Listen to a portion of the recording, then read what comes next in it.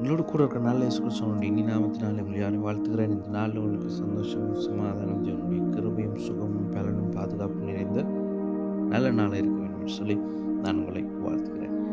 யோவான் எழுதினதான சுவிசேஷம் 15வது அதிகாரம் 2வது வசனம் இப்படியாக சொல்லுகிறது.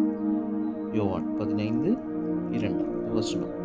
என்னில் கனி கொடாது இருக்கிற கொடி எதுவோ அதை அவர் அறுத்து போடுகிறார். கனி கொடுக்கிற கொடி எதுவோ அது அதிக கனி கொடுக்கும்படி அதை சுத்தம் பண்ணுகிறார்.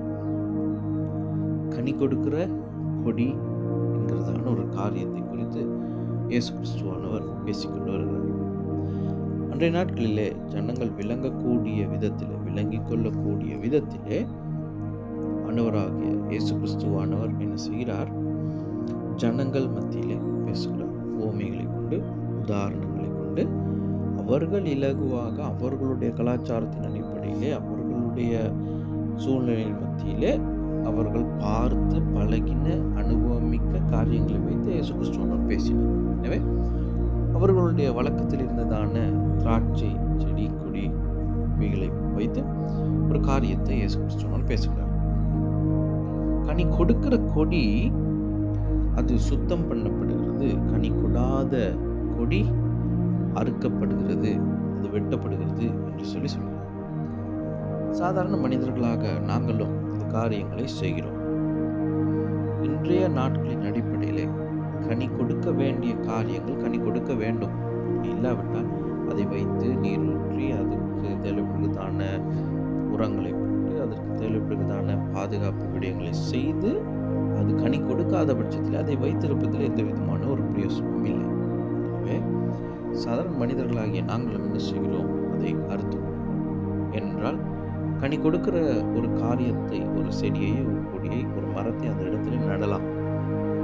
கனி கொடுக்காத செடியோ கொடியோ மரமோ கனி கொடுக்கிற செடி கொடி மரத்திற்கு இடையூறாக இருக்கக்கூடாது. எனவே கனி கொடுக்கிற மரம் செடி கொடிகள் நன்றாக வளர வேண்டும் என்பதற்காக கனி கொடாத மரமோ செடியோ கொடியோ இவைகளை நாங்கள் வெட்டி விடுவது, அகற்றி விடுவது, வேரோடு பிடுங்கி விடுவது நல்ல ஒரு காரியம். இதே காரியத்தை இயேசு கிறிஸ்துவானவரும் சொல்லுகிறார். கொடியாக எங்களை ஒப்பிட்டு. இயேசு கிறிஸ்துவானவர் ஒரு தோட்டக்காரனாக அல்லது ஒரு செடியாக இருந்து கொடி என்கிறதான காரியத்தை எங்களுக்கு ஒப்பிட்டு இயேசு கிறிஸ்துவானவர் பேசுகிறார். இயேசு கிறிஸ்துவானவர் சொல்லுகிறதான பொழுது ஜனங்கள் நன்றாக விளங்கி கொண்டார்கள். எண்ணத்தை குறித்து பேசுகிறார். இது எங்களுடைய வழக்கத்தில் இருக்கிற காரியமே, நாங்கள் நன்றாக அறிந்த காரியமே என்று சொல்லி அவர்கள் விளங்கி கொண்டார்கள். அப்படி விளங்கிக் கொள்வதற்காகவே இலகுவான விதங்களிலே இயேசு கிறிஸ்துவானவர் பேசினார். கனி கொடுக்காத கொடிகள் வெட்டப்பட்டு 6வது வசனம் சொல்லுகிறது, அது அக்கினியிலே போடப்படுகிறது. அது வெளியிலே எரியப்படுகிறது, எரியப்பட்டு ஒன்றாக சேர்க்கப்பட்டு அக்கினியிலே போடப்படுகிறது என்று சொல்லுவோம். கனி கொடுக்காத மனிதர்களாக, நல்ல கனிகளை கொடுக்காத மனிதர்களாக இருக்கிற நபர்களை தேவன் ஏதோ ஒரு காரியத்தை செய்வதாக விளம்புகிறார்.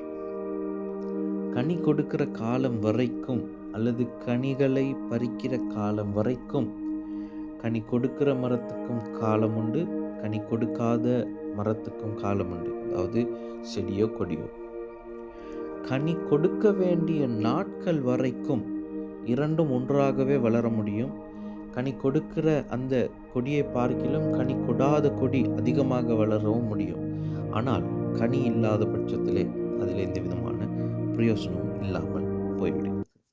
எனவே தேவனிடத்தில் கிருபை பெற்ற தேவஜனமே, கனி கொடுக்காதவர்களாக இருக்கிற காரியங்கள் அல்லது கனி கொடுக்க முடியாதபடிக்கு தடையாக இருக்கிறதான காரியங்களை நாங்கள் அகற்றி விடுவோமே ஆனால் கனி கொடுக்கிற மனிதர்களாக அல்லது நல்ல கனிகளை கொடுக்கக்கூடியவர்களாக எங்களை தேவன் சுத்தம் செய்கிறார் என்று வேதம் சொல்லுகிறது. உபதேசத்தினாலே சுத்தம் பண்ணுகிறார் என்று சொல்லி 3வது வசனம் சொல்லுகிறது. நாங்கள் கனி கொடுக்கிறவர்களாக இராவிட்டால் வெட்டப்படுகிறோம். கனி கொடுக்கிறவர்களாய் இருந்தால் நாங்கள் சுத்தம் பண்ணப்படுகிறோம். அவருடைய உபதேசத்தினாலே நாங்கள் சுத்தம் பண்ணப்படுகிறோம். எனவே அவருடைய உபதேசம் எங்களை சுத்திகரிக்கிற ஒரு காரியமாக இருக்கிறது. கனி கொடுப்பதற்கு இன்னும் அதிகமான காரியங்களை அவர் செய்கிறவராய் இருக்கிறார். எனவே கனி கொடுக்க வேண்டியது எங்களுடைய கடமையாக இருக்கிறது. நல்ல கனிகளை கொடுப்போம், ஆசீர்வாதத்தை பெற்றுக்கொள்வோம். இந்த நாள் உங்களுக்கு நல்ல நாளாக இருக்க நான் உங்களை வாழ்த்துக்கிறேன். கர்த்தர் உங்களை ஆசீர்வதிப்பார்.